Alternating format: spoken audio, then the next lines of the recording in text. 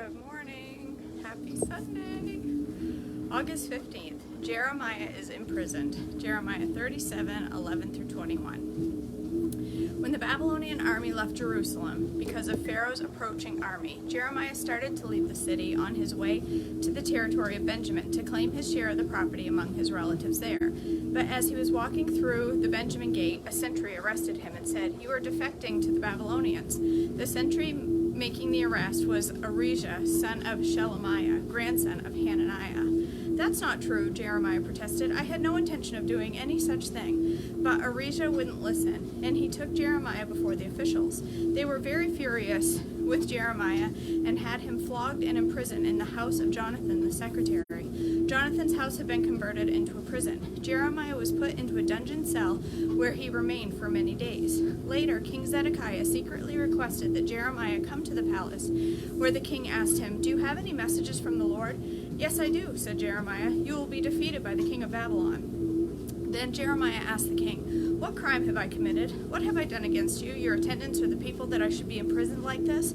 Where are the prophets now who told you the king of Babylon would not attack you or this land? Listen, my lord the king, I beg you, don't send me back to the dungeon in the house of Jonathan the secretary, for I will die there." So King Zedekiah commanded that Jeremiah not be returned to the dungeon. Instead, he was imprisoned in the courtyard with the guard of the royal palace. The king also commanded that Jeremiah be given a loaf of fresh bread every day, as long as there was any left in the city. So Jeremiah was put in the palace prison. Jeremiah in a cistern. Jeremiah 38:1 through 13. Now Shephatiah, son of Matan, Gedaliah, son of Peshur, Jehukal, son of Shelemiah, Pashur, son of Malchijah, heard what Jeremiah had been telling to the people. He had been saying, "This is what the Lord says. Everyone who stays in Jerusalem will die from war, famine, or disease. But those who surrender to the Babylonians will live. Their reward will be life. They will live." The Lord also says, "The city of Jerusalem will be certainly handed over to the army of the king of Babylon, who will capture it." So these officials went to the king and said, "Sir, this man must die. That kind of talk will undermine the morale of the few fighting men we have left, as well as that of all the people. This man is a traitor." King Zedekiah agreed. "All right," he said, "do as you like. I can't stop you." So the officials took Jeremiah from his cell and lowered him by ropes into the empty cistern in the prison yard. It belongs to Malchijah, a member of the royal family. There was no water in the cistern, but there was a thick layer of mud at the bottom, and Jeremiah sank down into it. But Ebed-Melech, the Ethiopian, an important court official, heard that Jeremiah was in the cistern. At that time, the king was holding court in the Benjamin gate. So Ebed-Melech rushed from the palace to speak with him. "My lord the king," he said, "these men have done a very evil thing in putting Jeremiah the prophet into the cistern. He will soon die of hunger, for almost all the bread in the city is gone." So the king told Ebed-Melech, "Take 30 of my men with you, and pull Jeremiah out of the cistern before he dies." So Ebed-Melech took the men with him and went to a room in the palace beneath the treasury, where he found some old rags and discarded clothing. He carried these to the cistern and lowered them to Jeremiah on a rope. Ebed-Melech called down to Jeremiah, "Put these rags under your armpits to protect you from the ropes." Then when Jeremiah was ready, they pulled him out. So Jeremiah was returned to the courtyard of the guard, the palace prison, where he remained. Zedekiah questions Jeremiah. Jeremiah 38:14 through 28. One day King Zedekiah sent for Jeremiah and had him brought to the third entrance of the Lord's temple. "I want to ask you something," the king said, "and don't try to hide the truth." Jeremiah said, "If I tell you the truth, you will kill me, and if I give you advice, you won't listen to me anyway." So King Zedekiah secretly promised him, "As surely as the Lord our Creator lives, I will not kill you or hand you over to the men who want you dead." Then Jeremiah said to Zedekiah, "This is what the Lord, God of heaven's armies, the God of Israel, says, if you surrender to the Babylonian officers, you and your family will live, and the city will not be burned down. But if you refuse to surrender, you will not escape. This city will be handed over to the Babylonians, and they will burn it to the ground." "But I am afraid to surrender," the king said, "for the Babylonians may hand me over to the Judeans who have defected to them, and who knows what they will do to me."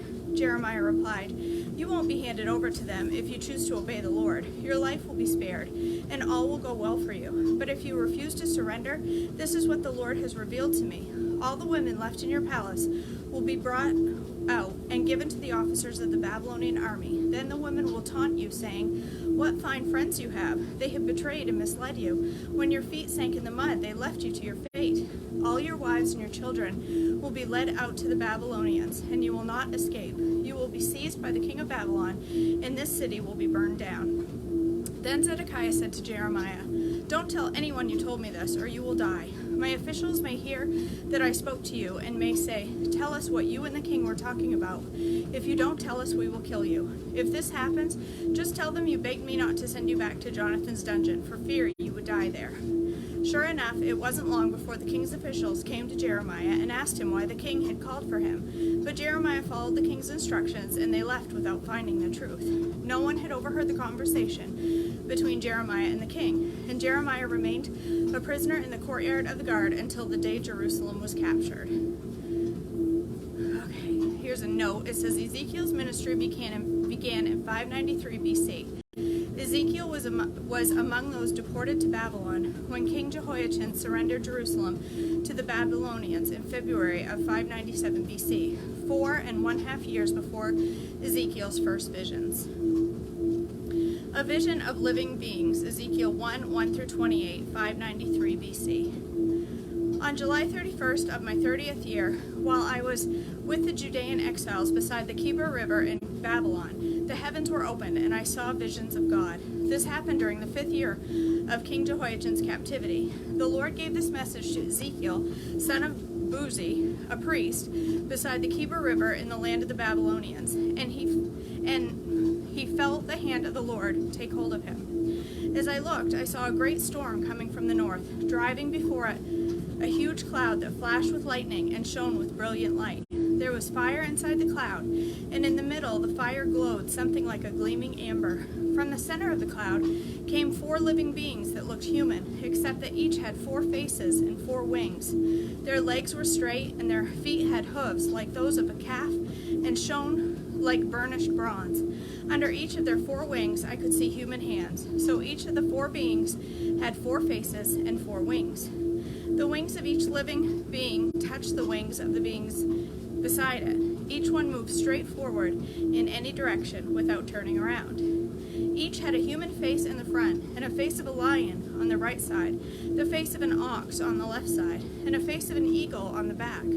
Each had 2 pairs of outstretched wings. One pair stretched out to touch the wings of the living beings on either side of it, and the other pair covered its body. They went in whatever direction the Spirit chose. They moved straight forward in any direction without turning around.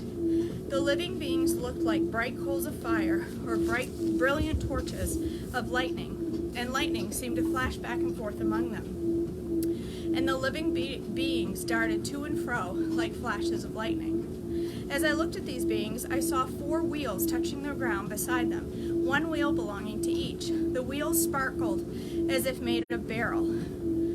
All 4 wheels, or burl, I don't know how you pronounce that, all 4 wheels looked alike and were made the same. Each wheel had a second wheel turning crosswise within it. The beings could move in any of the 4 directions they faced without turning as they moved. The rims of the 4 wheels were tall and frightening, and they were covered with eyes all around. When the living beings moved, the wheels moved with them. When they flew upward, the wheels went up too. The spirit of the living beings was in the wheels.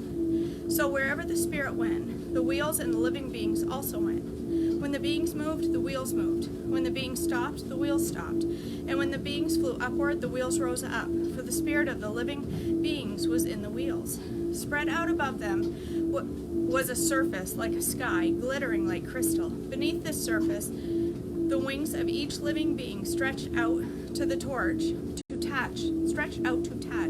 the other's wings, and each had 2 wings covering its body. As they flew, their wings sounded to me like the crashing against the shore, or like the voice of the Almighty, or like the shouting of a mighty army. When they stopped, they let down their wings. As they stood with wings lowered, a voice spoke from beyond the crystal surface above them. Above the surface was something that looked like a throne made of blue lapis lazuli, and on this throne, high above, was a figure whose appearance resembled a man. From what appeared to be his waist up, he looked like a gleaming amber, flickering like a fire, and from the waist down he looked like a burning flame, shining with splendor. All around him was a glowing halo, like a rainbow shining in the clouds on a rainy day.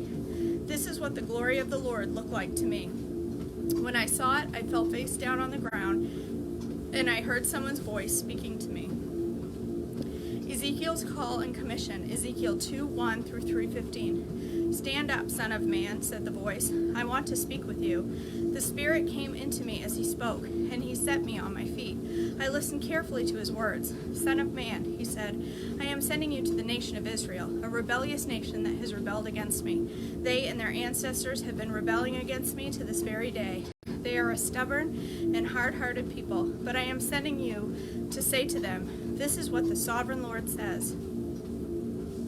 And whether they listen or refuse to listen, for remember they are rebels, at least they will know that they have had a prophet among them. Son of man, do not fear them or their words. Do not be afraid, even though their threats surround you like nettles and briars and stinging scorpions. Do not be dismayed by their dark scowls, even though they are rebels. You might give them my message, whether they listen or not, but they won't listen, for they are completely rebellious. Son of man, listen to what I say to you. Do not join them in their rebellion. Open your mouth to eat what I give you. Then I looked and saw a hand reaching out to me. It held a scroll, which he unrolled, and I saw that both sides were covered with funeral songs, words of sorrow, and pronouncements of doom. The voice said to me, Son of man, eat what I am giving you. Eat this scroll. Then go and give its message to the people of Israel. So I opened my mouth, and he fed me the scroll. Fill your stomach with this, he said, and when I ate it, it tasted as sweet as honey in my mouth. Then he said, Son of man, go to the people of Israel and give them my messages. I am not sending you to a foreign people whose language you cannot understand. No, I am sending you to the people with strange and difficult speech. I am not sending you to people with strange and difficult speech. If I did, they wouldn't listen. But the people of Israel won't listen to you any more than they listen to me, for the whole lot of them are hard-hearted and stubborn. But look, I have made you as obstinate and hard-hearted as they are. I have made your forehead as hard as the hardest rock. So don't be afraid of them or fear their angry looks, even though they are rebels. Then he added, Son of man, let all my words sink deep into your heart. First, listen to them carefully for yourself. Then go to your people in exile and say to them, this is what the sovereign Lord says. Do this whether they listen to you or not. Then the Spirit lifted me up, and I heard a loud rumbling sound behind me. May the glory of the Lord be praised in this place. It was the sound of the wings of the living beings as they brushed against each other, and the rumbling of their wheels behind them. The Spirit lifted me up and took me away. I went in bitterness and turmoil, but the Lord's hold on me was strong. Then I came to the colony of the Judean exiles in Tel Aviv, beside the Kebir River. I was overwhelmed and sat among them